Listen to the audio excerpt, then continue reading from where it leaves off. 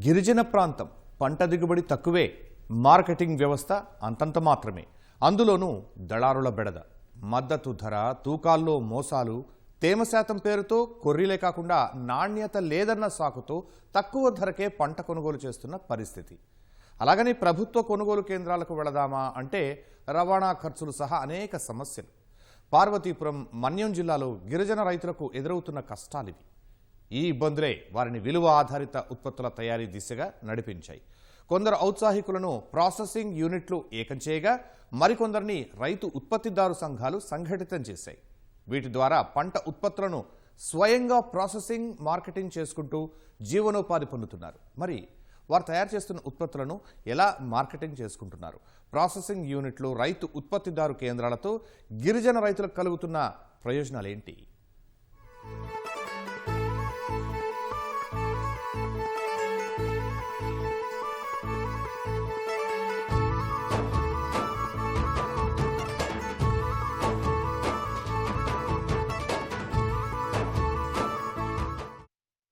పార్వతీపురం, మన్యం జిల్లా అటవీ ఉత్పత్తులకు పెట్టింది పేరు. పసుపు, జీడి, చిరుధాన్యాలు, పైనాపిల్తో పాటు కొండ చీపుర్లు వంటి పంటలు విరివిగా సాగవుతాయి. ఇక్కడ సహజంగా పండే పసుపు, జీడికి గిరాకీ అధికంగా ఉంటుంది. ప్రకృతి సేద్యం విధానంలో సాగయ్యే చిరుధాన్యాల్లో పోషకాలు ఎక్కువ. అటువంటి పంటలను విక్రయిస్తే వచ్చే ఫలాలు రైతులకు దక్కేది అంతంత మాత్రమే. అందుకు మార్కెట్ సదుపాయాలు, మద్దతు ధర, దళారులు వంటి కారణాలు అనేకం ఉన్నాయి. ఈ నేపథ్యంలో నష్టపోతున్న మన్యం రైతులకు వన్ ధన్ వికాస కేంద్రాలు, వీడీవీకే, నాబార్డ్, బ్యాంకులు, గిరిజన కోఆపరేటివ్ కార్పొరేషన్ జీసీసీలు అండగా నిలుస్తున్నాయి. వీటితో పాటు ప్రధానమంత్రి ఉపాధి కల్పన కార్యక్రమం పీఎంఈజీపీ, ప్రధానమంత్రి formalisation of micro food processing enterprises PMFME, community investment fund CIF, స్త్రీ నిధి, ఉన్నతి వంటి పథకాల ద్వారా ప్రభుత్వాలు సాయం అందిస్తున్నాయి. వీటిని సద్వినియోగం చేసుకుని పంట ఉత్పత్తులకు అదనపు విలువలు జోడించి విక్రయిస్తున్నారు మన్యం ప్రాంత రైతులు. ఫలితంగా జీవనోపాధి పొందుతూ ఆర్థిక స్వావలంబన దిశగా అడుగులేస్తున్నారు.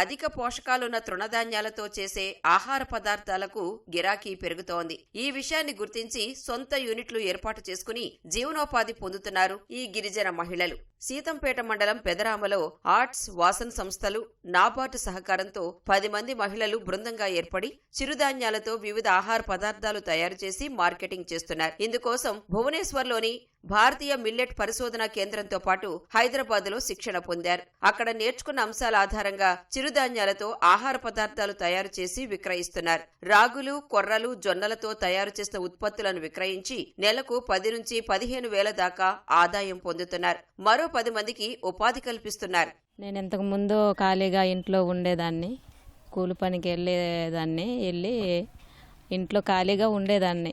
ఎక్కువగా కూలి పనికి వెళ్ళేదాన్ని కాదు. మమ్మల్ని గుర్తించి ట్రైనింగ్కి మిలిట్ సంస్థ మాకు గుర్తించి ట్రైనింగ్ ఇప్పించారు. రాగులతో రాగి లడ్డు, రాగి మిక్సరు, మురికలు ఇలాంటివి తయారు చేస్తుంటాము. మళ్ళీ కొర్రలతో కొర్ర లడ్డు, మురికలు, కారం పూస, మిక్సరీ, గులాబీ పువ్వులు, కొర్రలతో అరిసెలు, జొన్న బాదుస, పాయసము అంటే కొర్ర పాయసము, సామకిచ్చిడి ఇలాంటివి చేస్తాం.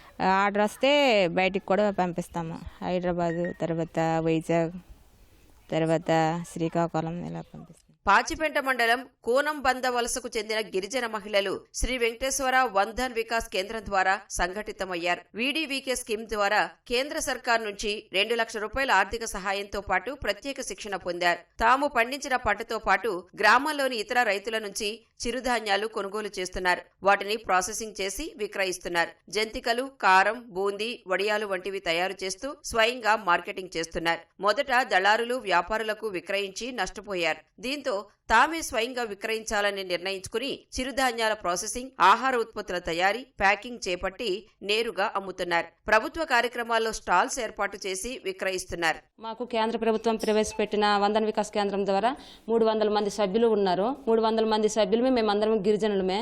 మాకు మా 300 మంది సభ్యులకి 2 లక్షల రూపాయలు కేంద్ర ప్రభుత్వం నుంచి మా వన్ ధన్ వికాస్ కేంద్రానికి జమ అయింది సార్. జమ అయితే నుంచి ఆ అమౌంట్తోని మేము మిల్లెట్స్ కొన్నాము. మిల్లెట్స్ కొనేసి మా పండించే పంటల్ని ఎవరు కొనక గిట్టుబాటు ధర లేక పండించడానికి కూడా మా గిరిజన రైతులు వెనకడుగు వేస్తుంటే ఆ మిల్లెట్స్ని మేము కొనుక్కోవాలనేసి మేము 300 మంది సభ్యులను కూడి ఒక తీర్మానం చేసుకొని మేము ఆ మిల్లెట్స్ కొనుక్కొని మేము ఇక్కడ వ్యాపారం పెట్టుకుంటున్నాము. వాటి ప్రాసెసింగు అలాగే మార్కెటింగు తయారీ అన్నీ మేమే ట్రైనింగ్ తీసుకున్నాము. మేము పండించుకున్నవే మాకు దొరికినవే, మేము బయట లేవు తెచ్చుకోలేదు. మేము పండించుకొని మేము పిండి చేసుకొని తయారు చేసి అమ్ముతున్నాము. చాలా హ్యాపీగా ఉంది. సొంతంగా మా చేతులతో మేము పండించుకొని మా చేతులతో మేము తయారు చేసుకొని అమ్మడం మాకు కొంచెం సంతోషంగా ఉంది. ఒకప్పుడు చాలా డ్రెజరీ ప్రాసెసింగ్ ఉండేది. ఇప్పుడు బాయిలింగ్ సిస్టమ్ తీసుకొచ్చి డ్రైయింగ్ ప్రాసెస్ని ప్రోత్సహించి దాన్ని మెకనైజ్డ్ పాలిష్లోకి తీసుకురావటం వల్ల క్రుక్మెన్ కంటెంట్ కూడా ఆల్మోస్ట్ ఈరోజు 6%కి వచ్చింది. ముఖ్యంగా 1000 మంది మహిళలకి ఈరోజు ఈ ప్రాసెసింగ్ సెంటర్ల ద్వారా ఉత్పాదన ద్వారా ప్రైమరీ ప్రాసెసింగ్ ద్వారా తమ ఆదాయాన్ని పెంచుకోవడానికి దోహదపడుతుంది. వెదురుతో తయారు చేసే గృహోపకరణాలకు మంచి డిమాండ్ ఉంది. సీతంపేట మండలం మేకవ గ్రామానికి చెందిన 30 మంది ఆర్ట్స్ స్వచ్ఛంద సంస్థ ఆధ్వర్యంలో నాబార్డు సహకారంతో మన్యం వర్ధన్ వికాస కేంద్రాల ద్వారా శిక్షణ పొందారు. వ్యవసాయ కూలీ పనులు అయిపోయిన తరువాత వెదురు సేకరిస్తున్నారు.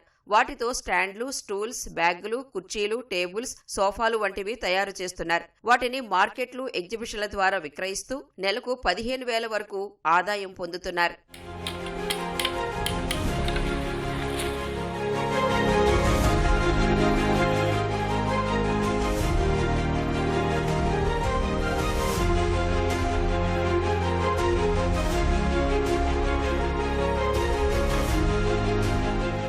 అలాగే మన్యం జిల్లా ఏజెన్సీ ప్రాంతాల్లో ప్రధాన పంట జీడి. అత్యధిక శాతం గిరిజనులకు ఈ పంటే ఆదరువు. అయితే ఇక్కడో సమస్య ఉంది. 64,000 ఎకరాల్లో సాగవుతున్న జీడికి తెగుళ్లు సోకుతున్నాయి.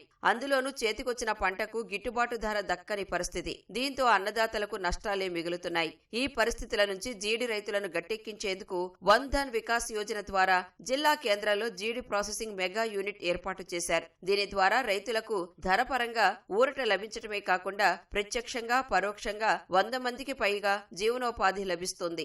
మంచి జీడిపప్పు మన కన్స్యూమర్స్కి ఇవ్వగలిగితే ఇది చాలా బాగుంటుంది అని ఒక వినూత్నమైన ఐడియాతో డిస్ట్రిక్ట్ కలెక్టర్ సార్ ఒక ఇనిషియేషన్ తీసుకొని PO ITDA సార్తో మాట్లాడి ఇక్కడ ఒక ప్రాసెసింగ్ యూనిట్ అన్నది ఎట్టి పరిస్థితుల్లో స్టార్ట్ అవ్వాలి అని ఒక దృఢ సంకల్పం చేసుకొని ఈ ప్రాసెసింగ్ యూనిట్ అన్నది స్టార్ట్ చేయడం జరిగిందండి. దీంట్లో మోటా మినిస్ట్రీ ఆఫ్ ట్రైబల్ వెల్ఫేర్ వాళ్ళ దగ్గర నుంచి వచ్చిన ఫైనాన్షియల్ సపోర్ట్తో ఈ పెద్ద యూనిట్ అన్నది ఇక్కడ స్టార్ట్ చేయడం జరిగిందండి మార్కెట్ యార్డ్ ఏరియాలో.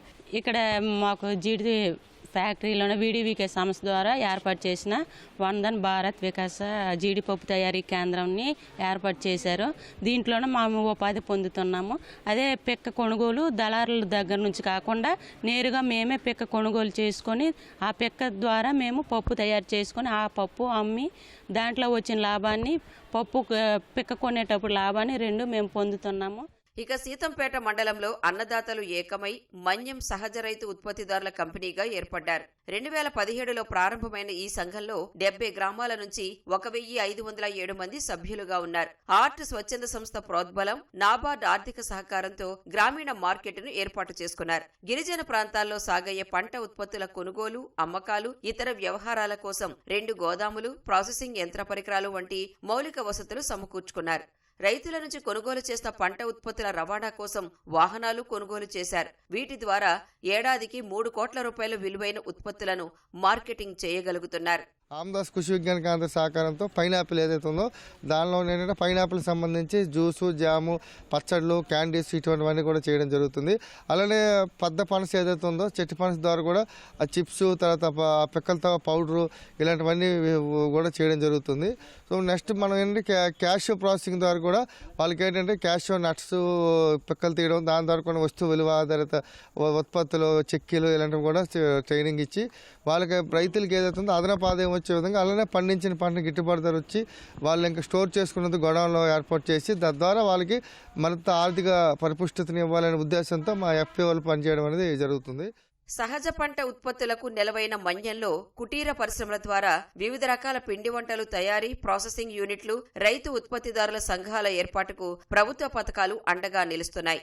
ఆర్థిక, సాంకేతిక సాయం అందిస్తూ స్థానికులకు ఉపాధికి బాటలు వేస్తున్నాయి.